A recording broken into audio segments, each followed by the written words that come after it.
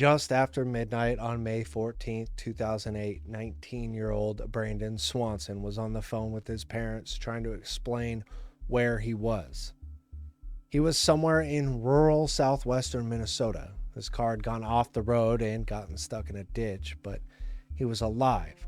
He could talk, and at least at first, he believed this was just an inconvenient end to the long night.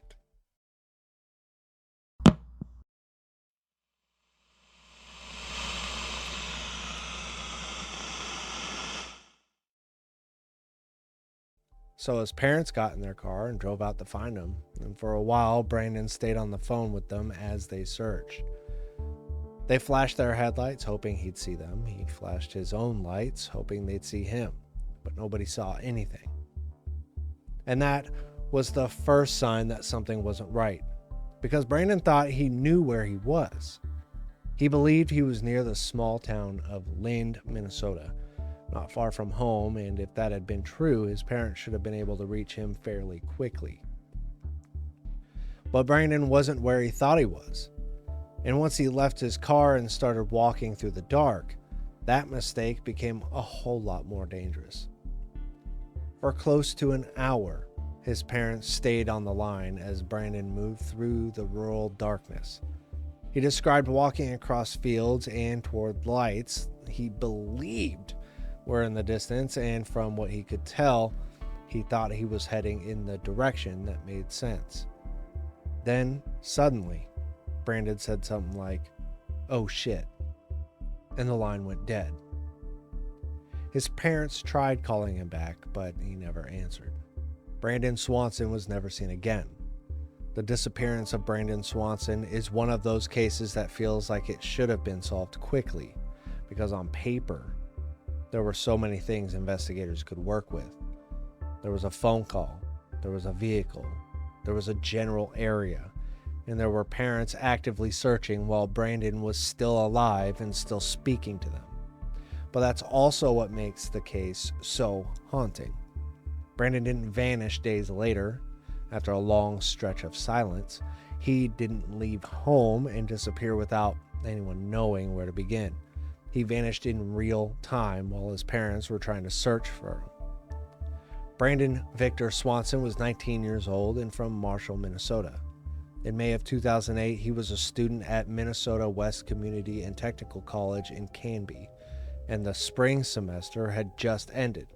Like a lot of college students, he spent the evening with friends before heading home in the early morning hours. At some point during that drive, Brandon's car went off the road and got stuck. That detail alone doesn't sound unusual. Rural roads at night can be confusing, especially in an area filled with fields, gravel roads, long stretches of darkness, and very few landmarks. If you miss a turn or misjudge where you are, the landscape can start to look the same in every direction. Brandon wasn't believed to be seriously injured when he first called his parents. He still had his phone, he could still explain what happened, and he believed he was close enough for them to come get him. So his parents, Brian and Annette, left to find their son. At first, everyone seemed to be working off the same assumption. Brandon was near Lind. That was the town he mentioned, and that's where his parents went looking. But as they drove around trying to match what he was describing with the roads around them, nothing lined up. They tried using headlights to signal each other, but Brandon never saw theirs and they never saw his. That detail matters because it shows the gap between Brandon's understanding of the situation and the reality of it. He believed he was close to a certain place, but his surroundings were telling a different story. The problem was, in the dark, with limited information, nobody knew that yet. Eventually, Brandon decided to leave the car and walk. That decision has become one of the most heavily discussed parts of the case, but in that moment, it may not have felt reckless to him. If he believed he was near town or near a familiar area, walking towards lights may have seemed reasonable. His parents were already out searching, and as long as he had phone contact, it probably felt like they were slowly narrowing the distance. But the actual location of Brandon's car would later show that he wasn't near Lind, the way he believed. His vehicle was found abandoned in a ditch in a rural area closer to Taunton, near the Lincoln and Lyon County line. That placed him miles away from where he thought he was. And that means Brandon may have been walking through unfamiliar country while using a completely wrong mental map. That one mistake changes the whole case.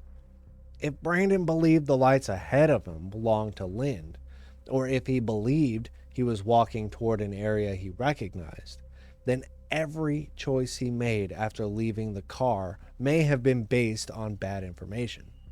A road that seemed like it should connect to town may have led somewhere else. A field that seemed like a shortcut may have pulled him farther away.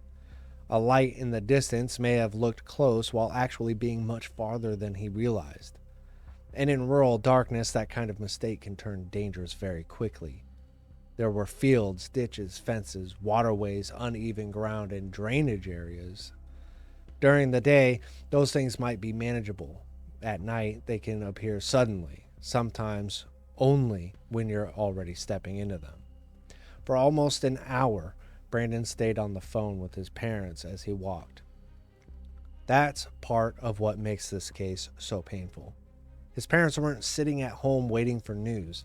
They weren't wondering whether he'd call someone or gone somewhere without telling them. They were actively trying to find him while hearing his voice in real time. They could talk to him. They could reassure him. They could keep him moving. But they couldn't see him. And then came the moment that turned this from a frightening search into a mystery that's lasted for years. While still on the phone, Brandon suddenly reacted to something and said something like, "Oh shit." Then the call ended. There wasn't any explanation after that. No second call, no follow-up, no clear sound that explained what happened. His parents tried to call him back, but Brandon didn't answer.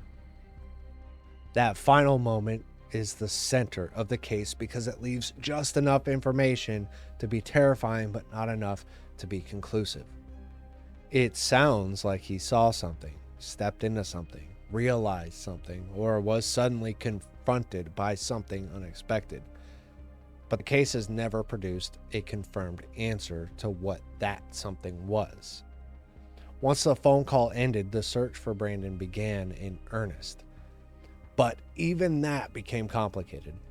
Brandon was 19, which meant he was legally an adult, and at the time, missing adult cases weren't always treated with the same urgency as a missing child case. His parents later pushed back hard against that mindset, because from their point of view, their son wasn't a runaway, and he wasn't someone who simply needed space.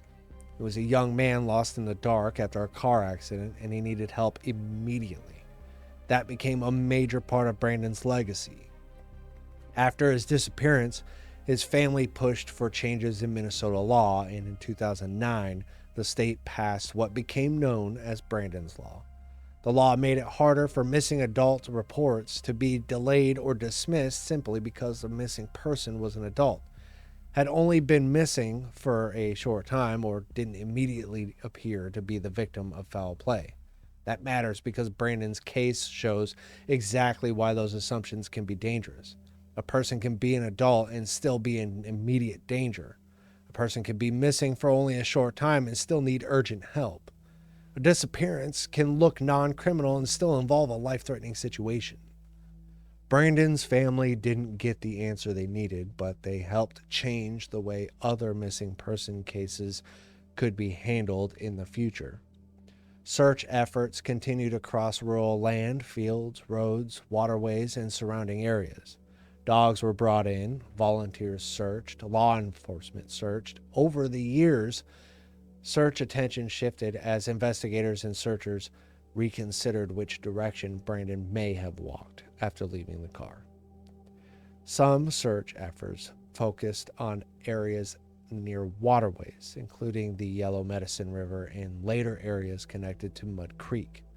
Those locations matter because one of the most grounded theories is that Brandon may have fallen into water where difficult terrain and the phone call ended.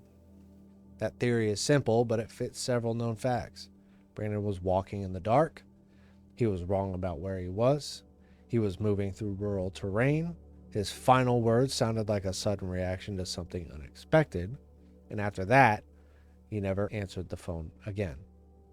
If he fell into water, slipped down an embankment, hit his head, became trapped, or was injured in a place that was hard to see from the surface, it could explain why he disappeared so completely. Rural land can hide things in ways people don't always expect. Fields change with the seasons. Water levels rise and fall. Mud, brush, animals, and weather can destroy or move evidence. A search area that looks open on a map can be brutally difficult on foot, especially when the person may not have been traveling in the direction everyone originally believed. There are other theories, of course. Some people wonder if Brandon encountered another person after leaving his car. Some wonder if his final words were a reaction to an animal, a person, a fall, a drop-off, or water. But publicly, there's never been confirmed evidence that another person was involved. And with a case like this, that distinction matters. A mystery isn't automatically a murder. An unanswered question isn't automatically a conspiracy. And what's known about Brandon's disappearance is already haunting enough without adding details that haven't been proven. What we know is Brandon was alive after his car got stuck. He called his parents for help. He believed he was near Lind, but his car was later found closer to Taunton. He left the vehicle and walked through the dark while staying on the phone. Then he suddenly reacted to something. The call ended and he was never seen again. That's the nightmare at the center of this case. It's not just that Brandon disappeared, it's that he disappeared while help was actively trying to reach him. His parents were close in the emotional sense, close enough to hear him, close enough to speak to him, even to believe that if they could just line up the roads and the landmarks, they'd find him. But physically, they were somewhere else. That distance between where Brandon thought he was and where he actually was may have made all the difference. Because once everyone understood that he'd been wrong about his location, the case became much harder. Searchers were no longer just trying to find a missing person near a known point. They were trying to reconstruct the movements of someone who may have walked through fields, crossed property lines, followed lights, avoided roads, or changed direction in the dark. And every minute after that call ended made that harder. Today, Brandon Swanson's case remains unresolved. His family has continued to carry his name forward, not only as a missing son, but as the reason Minnesota changed part of its missing person response system.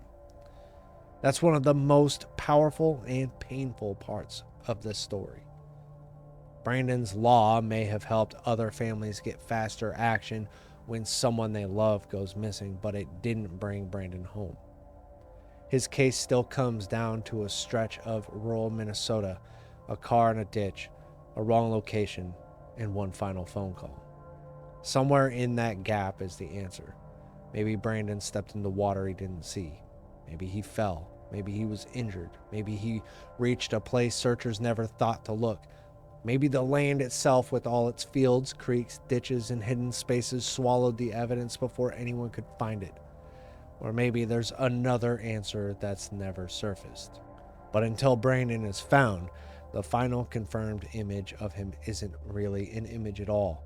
It's a voice in the dark, a son trying to get home, parents trying to reach him, and then one sudden phrase before the line went silent. Brandon Swanson was 19 years old when he disappeared on May 14, 2008. His case changed Minnesota law. His family kept searching. And somewhere between where he thought he was and where he actually was, the truth is still waiting.